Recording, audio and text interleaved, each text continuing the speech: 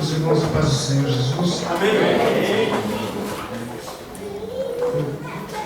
Peço a gentileza dos irmãos abrirem as vossas Bíblias, capítulo 17, no versículo 22 do profeta Ezequiel. Ezequiel 17, 22.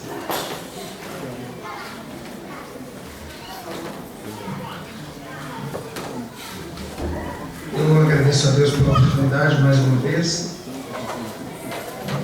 A oportunidade essa de ouro, porque nós conversamos na escola dominical hoje que pregar não é medo, pregar é responsabilidade.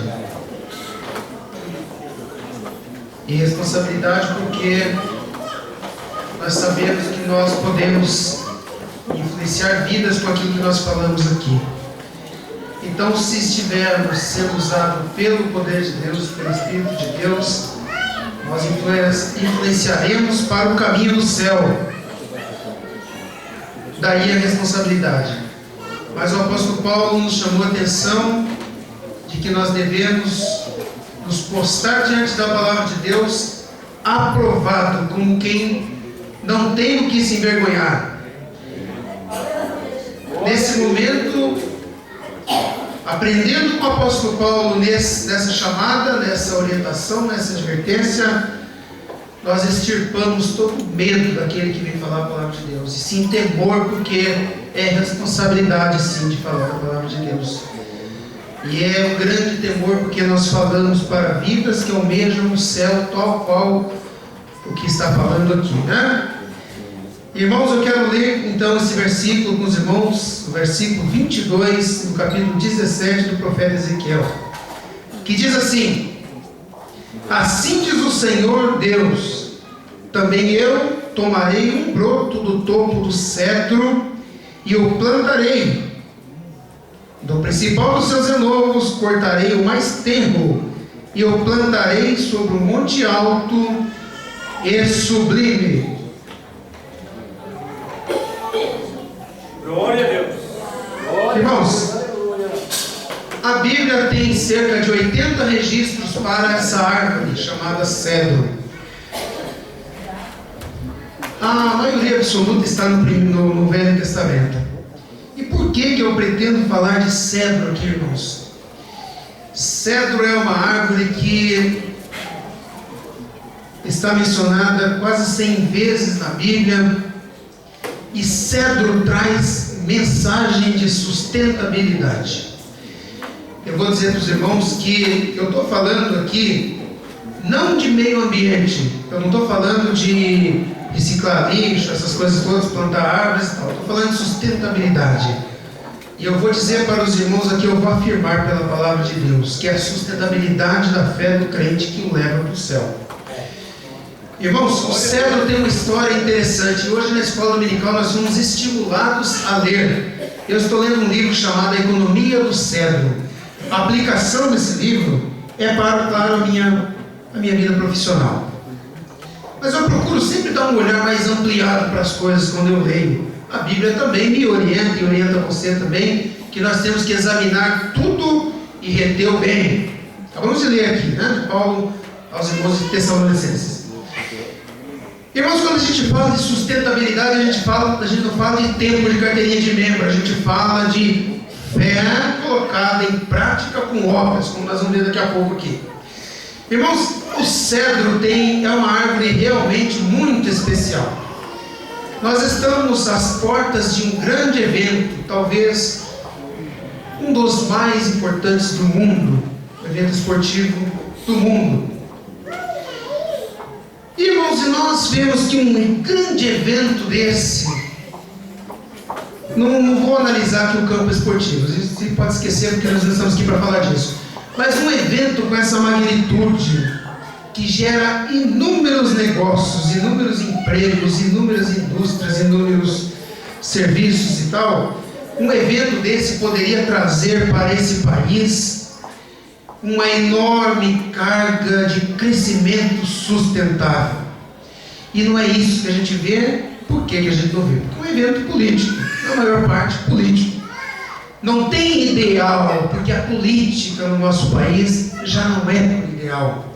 Quer dizer, na raiz o negócio já não está muito certo e adequado, né? Então atende a segundos interesses e assim sucessivamente.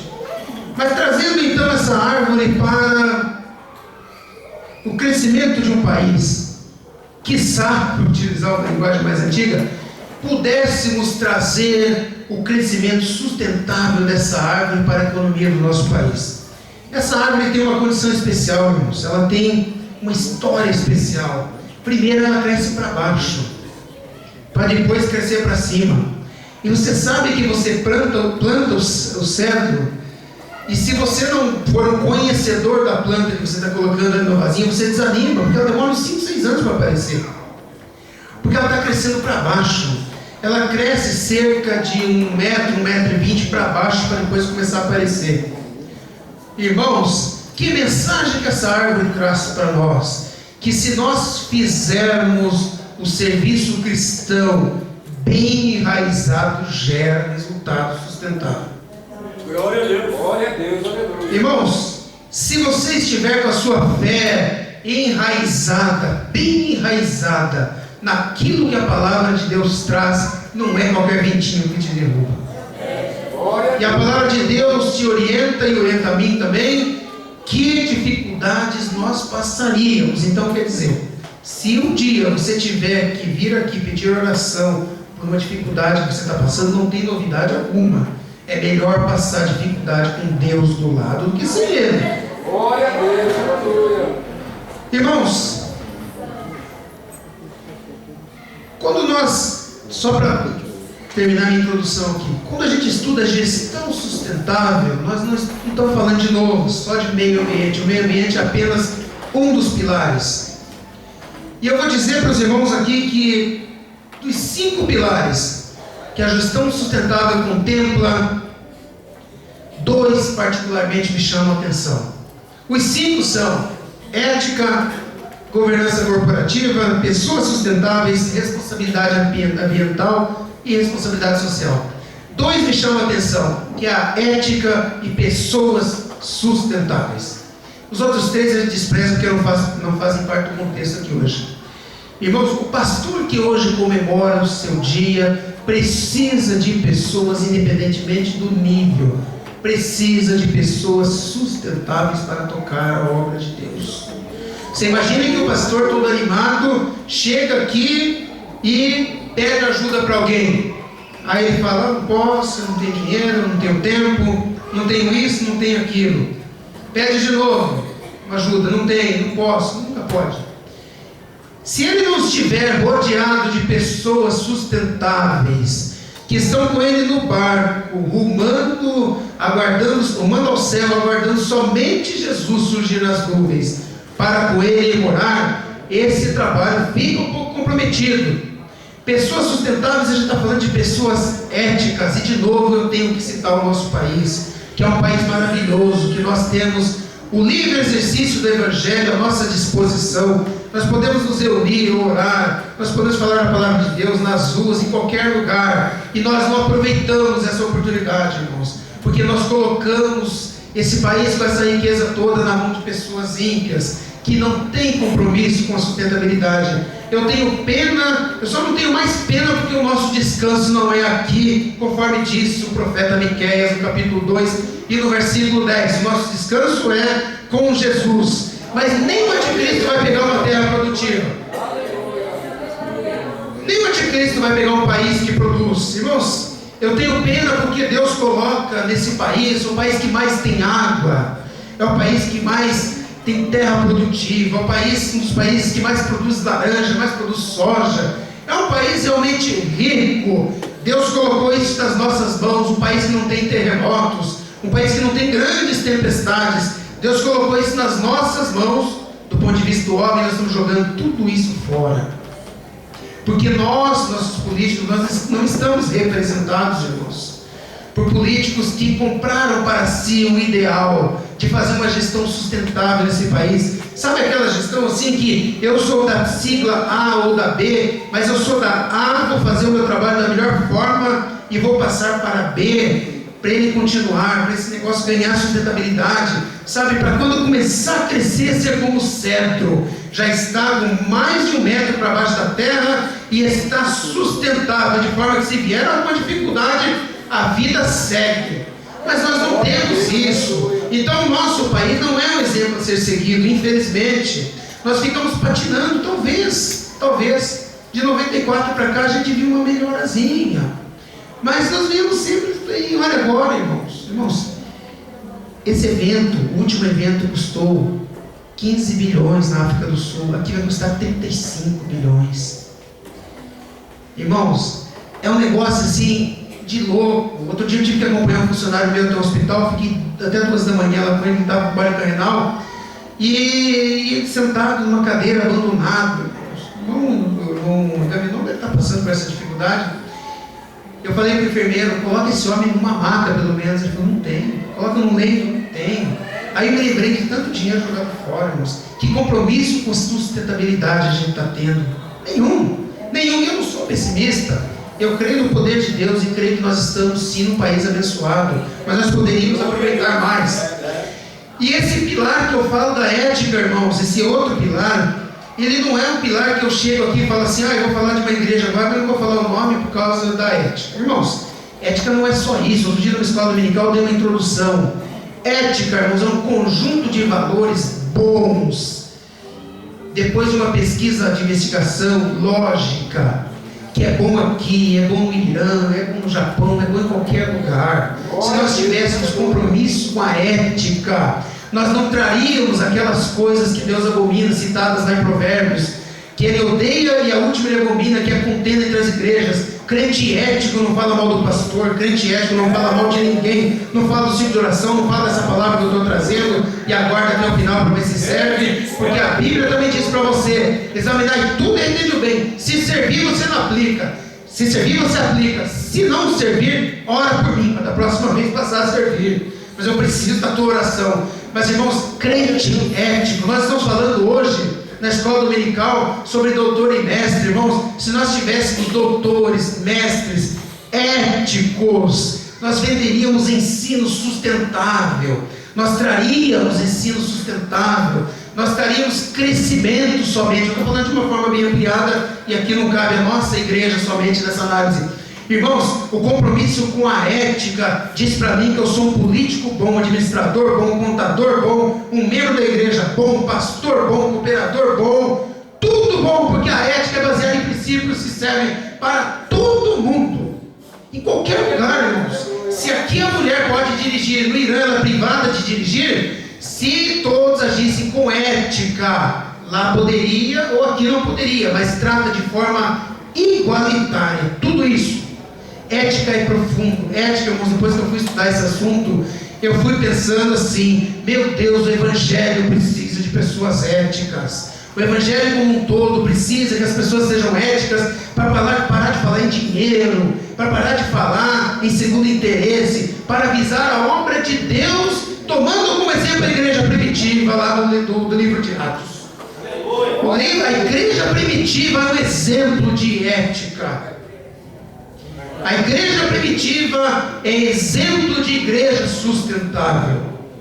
A igreja primitiva é exemplo de igreja que quer morar na sua totalidade no céu. E aí, irmãos, trazendo agora para a palavra de Deus, somente para a palavra de Deus, eu vejo Tiago nos orientando assim, mas a sabedoria que do alto vem é primeiramente pura, depois pacífica, moderada, tratável, cheia de misericórdia e de bons frutos, sem parcialidade e sem hipocrisia. Olha a ética aqui, irmãos, olha a sustentabilidade aqui, inteira nesse versículo, porque veja só, aqui vem do alto, que é que nós buscamos, é pura, pacífica, ou seja, não tem contenda, não tem discórdia, não tem divergência, ela é moderada, porque tem um dos frutos do Espírito aqui, que é a temperança. Ela é tratável, porque ela é tratada com respeito, com amor com todo mundo, cheia de misericórdia, porque eu e você somos falhos, e de bons frutos, que é a sustentabilidade, porque vem do alto. Irmãos, como isso é profundo. Se nós fôssemos praticar isso aqui, irmãos, na nossa vida nós seríamos crentes assim, que só aguardados, estaríamos só aguardando o chamado de Jesus e subiríamos direto. Mas eu sou assim. Amém, se você é assim. Eu estou falando num ambiente mais aberto.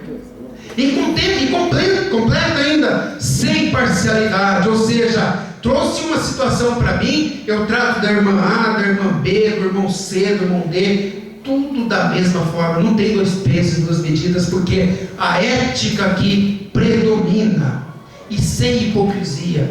Eu, quando vai chegando no final do ano, eu até tenho medo, irmãos, porque eu acho a época de mais hipocrisia que existe, pelo menos no Brasil. Porque a gente fica, eu estou falando do ser humano como um todo, eu sei que tem essas exceções. A gente fica o ano inteiro sem dar um abraço na pessoa, e aí chega lá depois, feliz ano novo, porque você é o melhor isso, o melhor aquilo. Negativo. Acompanhe no dia a dia, ligue uma vez por semana, não espere chegar Natal, Ano Novo. Não precisa disso, nós precisamos dessas datas para nos abraçarmos, para nos confraternizarmos. Se nós formos éticos o ano inteiro, nós lembramos dos nossos queridos o ano inteiro, não precisa de data especial. Talvez a data especial só seja aquela para a cereja do bolo, mas nós não precisamos disso, irmãos. O crente ético, a pessoa ética, não precisa de data, não precisa de uma data específica. A data serve apenas como um formalismo. Eu falo em casa para os meus filhos que a data de aniversário é apenas para você mudar de número, ou apenas para você comemorar de forma mais pontual e formal, mas todos os dias. Aliás, nós temos que valorizar todos os dias enquanto nós temos, porque depois, quando perdermos, aí que a gente vai passar a dar valor, e aí não serve mais, não dá mais tempo. E Tiago então traz para nós aqui, irmãos, uma verdadeira lição de sustentabilidade. Busquemos então, irmãos, sabedoria do alto. Nós falamos na escola dominical outro dia também, a diferença entre ciência e sabedoria, né? Ser sábio, ser ciente e tal. Irmãos, nós buscamos conhecimento, buscamos, e às vezes vemos pessoas transbordando de conhecimento sem o mínimo de sabedoria para aplicá-lo. O Tiago fala para nós aqui nesse momento, se nós aplicarmos todos esses princípios, nós aplicaremos a sabedoria do alto sem hipocrisia e de forma imparcial. Irmãos, e o que a gente vê aí de sustentabilidade castelo na areia? Veja o que Jesus falou em Mateus 7. Mateus 7, ele traz no versículo 24 e 25 sobre o castelo construído na rocha. Mas eu quero inverter aqui e trazer para os irmãos 7, 26 e 27. Veja só, aquele que ouve estas minhas palavras e não as cumpre, compará-lo-ei ao homem insensato, que edificou a sua casa sobre a areia. O 27, e desceu a chuva, e correram rios, e assopraram ventos, e combateram aquela casa, e caiu. E foi grande a sua queda. Pessoas sem compromisso, no sentido aberto, no sentido geral. Pessoas que, aqui trazendo para nós agora, pessoas que não têm compromisso, muitas vezes, com o verdadeiro ensinamento da palavra de Deus. Pessoas talvez desanimadas, mas pode buscar em Jesus o ânimo. Pessoas às vezes passando dificuldade, mas pode buscar em Jesus a fortaleza para as suas necessidades. Pessoas às vezes que foram eventualmente destratadas ou maltratadas por um outro irmão, por uma outra pessoa, e que, se buscar reforço na palavra de Deus, pode orar por ele e buscar a comunhão. Jesus orientou assim. Se ele vier, vamos aplicar aqui, irmãos, não na sua literalidade, mas vamos aplicar aqui o que Jesus falou, de nós sermos, às vezes, bofeteados de um lado ou do outro lado. É lógico que se chegar alguém aqui para bater em nós vamos tentar defender o instinto de sobrevivência, mas ali tem uma mensagem de Jesus ali. Mesmo que o teu inimigo, porque ele nos orientou a amar até os nossos inimigos, se ele nos atingir, se ele nos deixar magoado, vamos lá, vamos conversar com ele, já que ele não vem até nós, mas nós queremos morar no céu, nós lutamos por uma vida de crente sustentável, nós queremos morar no céu. Agora vamos perder a nossa salvação por um simples desentendimento? Não dá, irmãos, não dá. Nós somos crentes em Jesus.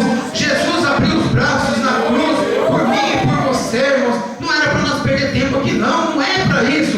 Jesus foi lá na cruz, subiu, morreu por mim e por você, foi crucificado, ao terceiro dia ressuscitou, para que tivéssemos vida, e vida com abundância, vida de ânimo pronto, vida abençoada, vida rica, vida abundante, conforme ele fala em João 10:10. É aquela vida que meus irmãos, e nós conhecemos aonde nós vamos morar, nós sabemos, a Bíblia nos garante isso. Por que então deixar o desânimo, a tristeza, a raiva, a ira nos abater? Que essa palavra venha de encontro a alguma eventual tristeza aqui e que traga um renovo para a sua vida, e que você, ainda que tenha sido agredido, ou verbalmente, ou coisa parecida, que você ore pelo seu inimigo, que você ore por essa pessoa que eventualmente falhou, e que fale para ele assim: ó, nós dois temos que morar no céu. Esse é o nosso objetivo, irmãos, morar no céu, ser fiel a Deus, obediente à sua palavra, para irmos morar com ele. Esse é o nosso principal propósito. Agora, se nós formos crente folha seca, onde vem um ventinho e já nos leva para cá, leva para lá, cadê a sustentabilidade pregada e ensinada a nós pelo século?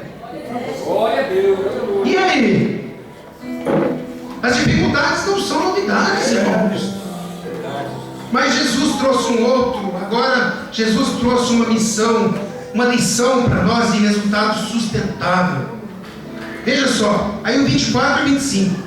Todo aquele, pois, que escuta estas minhas palavras e as pratica, assemelhá-lo-ei ao homem prudente, que edificou a sua casa sobre a rocha. E desceu a chuva, e correram rios, e assopraram ventos, e combateram aquela casa, e não caiu, porque estava edificada sobre a rocha. Vida cristã sustentável. Aleluia. Glória a Deus. Vida cristã abençoada e carimbada, lacrada, assinada por Deus. Irmãos, isso faz a diferença aí no mundo. Se você, eu vou dizer para você o seguinte, que se você tem, vamos admitir que você tenha vergonha de falar da palavra de Deus, não deveria ter, mas vamos admitir que sim. Se você tiver um bom testemunho, que o mundo veja em você a luz de Cristo brilhando, você já está pregando com o seu testemunho. E quer saber uma coisa? Vão surgir almas salvas com mais sustentabilidade daí. Porque eu quero ser igual aquele que eu aprendi ali, ó. Eu quero ser o crente, mas eu quero ser igual aquele que eu estou vendo. Porque aquele ali é diferente. Nós sejamos pessoas com casas construídas na rocha. Glória a Deus. O inimigo adora crente que tem casa construída na areia. Porque é só bater um ventinho, ele já desanima, já não vem para a igreja, já coloca a culpa no A, no B, no C. Irmãos, eu quero trazer um exemplo da medicina aqui. Outro dia eu conversava com uma pessoa desse ramo, e ele falou para mim o seguinte: ser médico, ser fisioterapeuta, ser psiquiatra, ser, enfim, o ramo da medicina, além de salvar vidas, nós temos uma outra missão, que é fazer um trabalho para o ser humano, sabendo que mais de 90% da população nasce, quando começa a crescer, começa a ter consciência de si, fica jogando coisa para dentro que vai matando ele pouco a pouco. O camarada reclama da cólica renal, pergunta se ele tomava água regularmente. Reclama do câncer no pulmão, pergunta se ele parou de fumar, ou se ele deixou de fumar, ou se, enfim. Reclama de outras coisas, mas o que ele fez? Então o que a pessoa estava falando para mim? Mais de 90% dos casos que nós tratamos é por pura imprudência das pessoas. Se isso não fosse uma missão, nós largaríamos tudo. Falaríamos assim, se fôssemos antiéticos, deixa aí. Quem mandou fazer a vida inteira isso? É lógico que tem os casos excepcionais, lógico que tem as doenças que surgem do nada, lógico, a gente sabe tudo.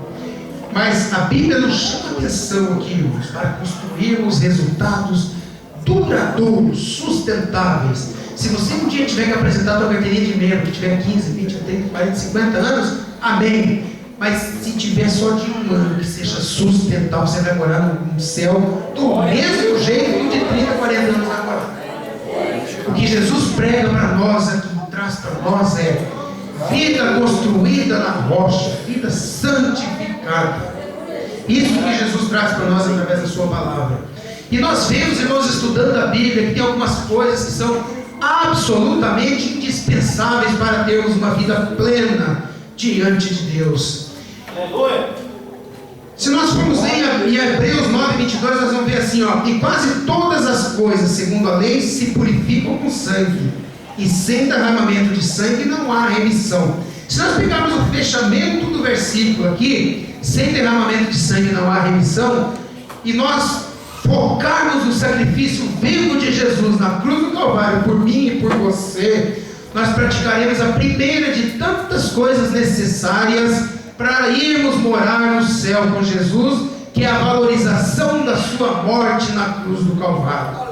Ou será que se, presta atenção, irmão, será que se nós fôssemos, quando nós fôssemos pecar, imagine só que você num pecado qualquer, numa transgressão qualquer, imagine só, fora outras tantas coisas que você tem que olhar, mas se você lembrasse do sofrimento de Jesus por mim e por você na cruz do Calvário, será que nós faríamos?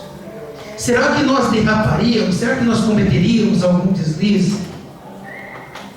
Irmãos, a mensagem da cruz é uma mensagem plena. A mensagem da cruz é uma mensagem sustentável. A mensagem da cruz é uma mensagem que transforma, que liberta dos vícios, que liberta da prostituição. E ainda fala para o camarada assim, ó, você está liberto, pronto, santificado. Essa mensagem ainda te leva para o céu. Essa é a mensagem da cruz, irmãos. Não é apenas um crucifixo com alguém pendurado lá no desenho, não é nada daquilo. A mensagem da cruz é uma mensagem excelente de um Deus sem pecado que subiu lá por mim e por você, morreu, sofreu, mas ressuscitou, está sentado à destra de Deus esperando por mim e por você. Essa é a verdadeira mensagem da cruz, uma mensagem sustentável que transforma a tudo diante da maior impossibilidade do homem. Essa mensagem da cruz vem de forma que penetra na vida da pessoa e resgata daquele mundo podre, aquele mundo da prostituição, aquele mundo que leva para o inferno e direciona a pessoa para o céu. Enquanto aqui ele está, ele ainda ganha almas para o reino do Senhor. Essa é a verdadeira mensagem da cruz.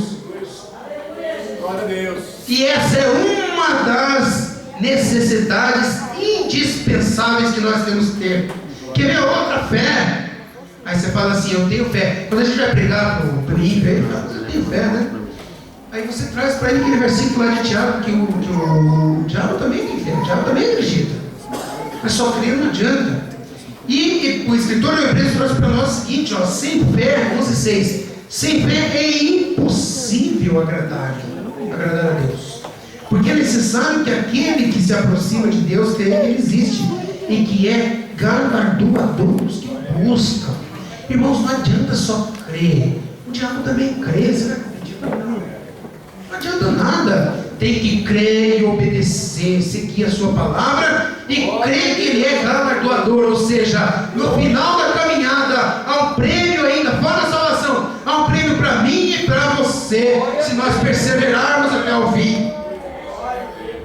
Veja que é um versículo com uma advertência, mas com uma mensagem de recompensa para mim e para você. Outra coisa, ainda em Hebreus 12:8, a disciplina. Mas se estáis sem disciplina, 12:8, da qual todos são feitos participantes, sois então bastardos, não filhos. Irmãos, disciplina nós podemos entender num ambiente mais simples, como simples chegar atrasado no compromisso, como podemos entender também no sentido mais amplo, disciplina da palavra de Deus aplicada às nossas vidas. A disciplina da leitura, a disciplina da aplicação, disciplina da obediência. Irmãos, disciplina não é punição, disciplina é seguir aquilo que está escrito. A Bíblia diz para nós, nessa noite, sermos disciplinados, porque essa é mais uma coluna absolutamente indispensável para aquele que leva uma vida cristã sustentável. Glória a Deus. Uma outra citada pelo escritor de Hebreus também, no versículo 14, a santificação. Veja só, seguir a paz com todos e a santificação, sem a qual ninguém verá o Senhor.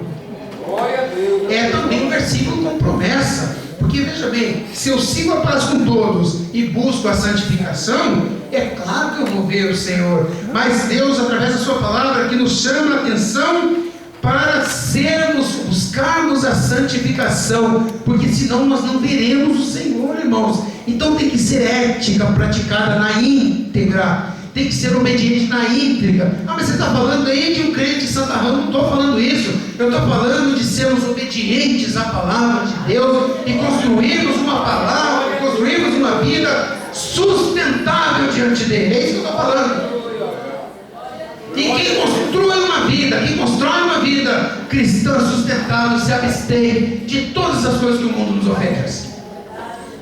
Que ele classifica, eu falo sem medo de errar isso, que essas coisas são ilusórias e banais, não servem, porque ele entende na hora, a consciência já acusa, dizendo o seguinte, o Espírito Santo já os orienta dizendo o seguinte: isso não serve, vai atrapalhar, vai manchar minha vida cristã. Eu tenho uma vida construída na rocha, eu não quero manchar com uma ilusão, prazer momentâneo, eu quero passar dificuldades que me estão propostas, mas quero ao final da caminhada guardar a fé, quero morar com Jesus, quero sentar ao lado de Jesus, quero ser recebido por Ele nas nuvens dos céus. Essa é uma vida cristã sustentável.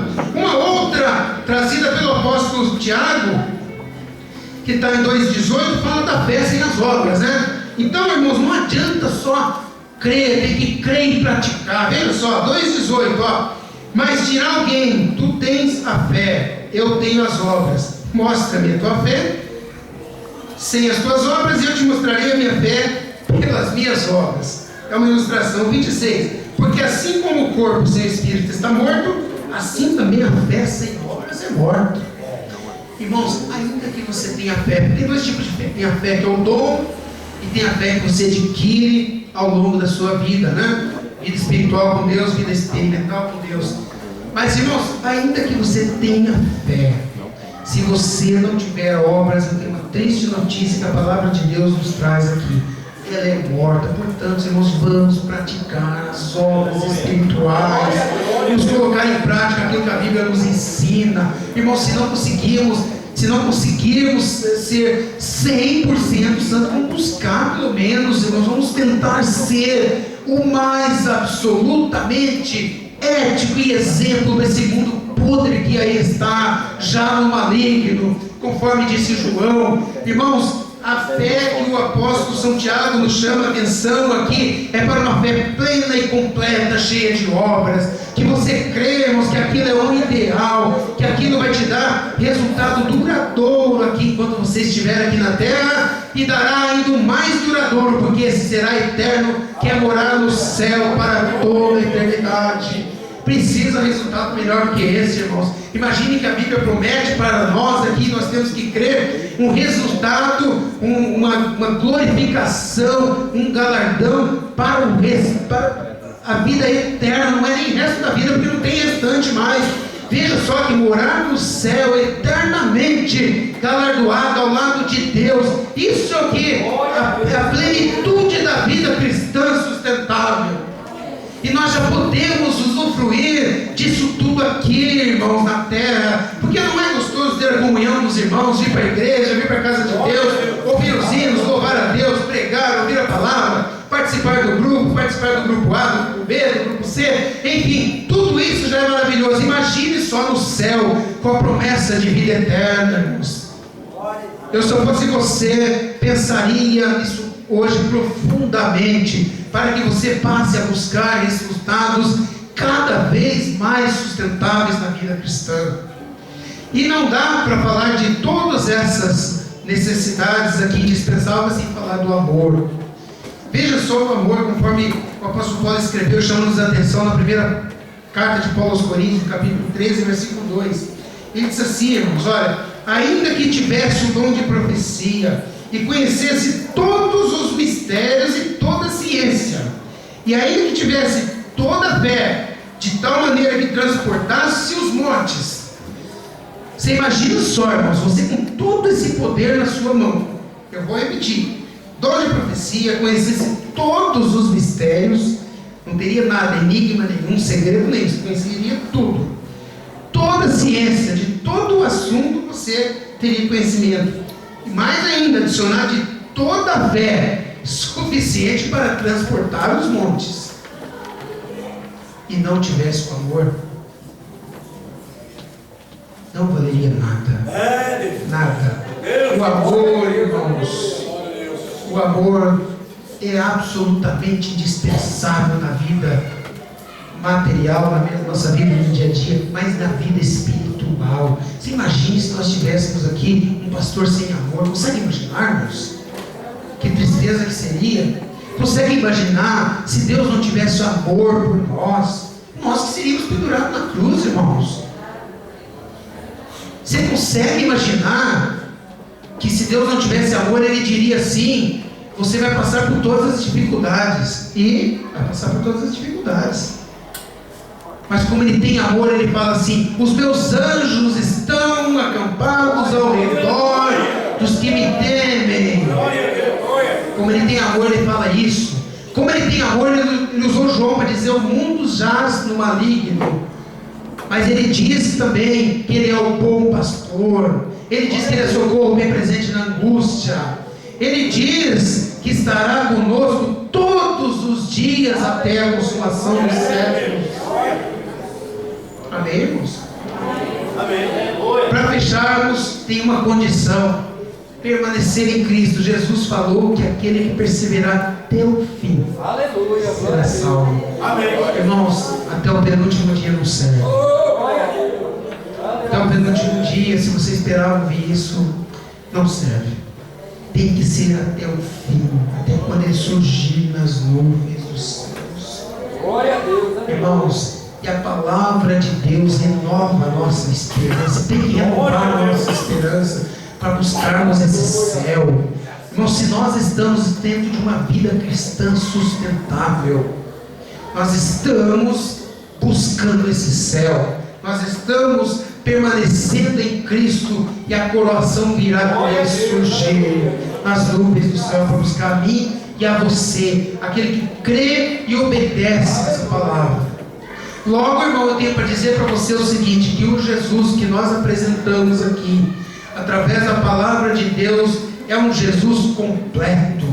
É aquele que estava lá na criação do mundo, que era o Verbo era Deus, estava com Deus, se fez carne, habitou entre nós, subiu à cruz, morreu por mim e por você, ao terceiro dia ressuscitou, está à destra do Pai, só aguardando o ok, para utilizar uma linguagem mais popular, para falar assim: vai buscar a irmã Odete, vai buscar o Davi, vai buscar o Valdemir, vai buscar a irmã X, a irmã Y, vai buscar, porque chegou a hora. E que nós, nesse momento, façamos parte dos poucos escolhidos que a Bíblia fala, mas que venhamos, irmãos, nos encontrar no céu com Jesus, e que lá nós vamos falar assim: eu acredito, valeu a pena seguir a palavra de Deus, valeu a pena aplicar os ensinos do culto de terça-feira, valeu a pena pegar aqueles exemplos dos testemunhos, valeu a pena o ensino da escola dominical, valeu a pena ouvir os conselhos do pastor, dos outros líderes, valeu a pena colocar em prática tudo aquilo que nós aprendemos naquela igreja, porque hoje nós temos vida com abundância e ainda para toda a eternidade, porque estaremos com Jesus. Glória a Deus. Irmão, permanecer com Cristo, o exercício da vida cristã pode não ser fácil, mas se você esperava hoje uma palavra que venha trazer um consolo para você, eu trago essa aqui, que Jesus chama a nossa atenção para focarmos em coisas consistentes, em coisas sustentáveis, que dê para nós um alicerce para quando nós passarmos as dificuldades, nós não ficarmos choramingando, lamentando, colocando defeito, terceirizando problemas, mas que nós viemos para a casa de Deus e aplicar o versículo que o irmão leu: em tudo dá graça. Então vem aqui: Jesus, eu agradeço o que eu estou passando, mas eu quero que o Senhor me mostre qual o propósito, porque eu quero passar, eu quero sair daqui, cantar a vitória do outro lado, e quem sabe ganhar almas para o reino de Deus, porque, irmãos, a Bíblia nos garante que tudo o que acontece nessa terra tem um propósito, e quem sabe não é a salvação de um ente querido seu, quem sabe não é para você pregar a palavra de Deus através do seu testemunho, através dessa situação, mas sem propósito não é, e a palavra dele também não é sem propósito, ela não volta vazia. Essa palavra tem endereço, irmãos, e se não tiver nenhum endereço na nave do tempo, tem o meu coração, porque quando eu estou estudando para a palavra de Deus, eu estou aprendendo, e eu vi que é mais do que necessário que tenhamos uma vida cristã absolutamente consistente, sustentável, plena diante de Deus, porque essa é a vida que Ele nos promete. Eu quero dizer a você que buscar uma palavra hoje evangelística, aqui uma palavra de bênção. Se você pensar direitinho, essa é uma palavra de bênção, não porque eu falei, porque é a palavra de Deus.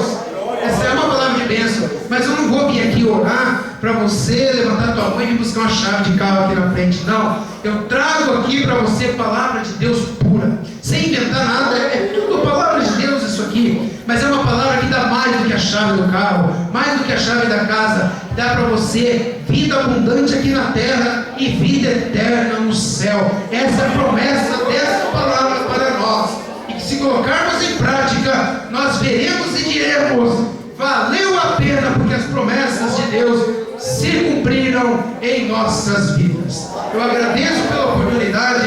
Deus nos abençoe, meus queridos irmãos, e até uma próxima oportunidade. Deus abençoe.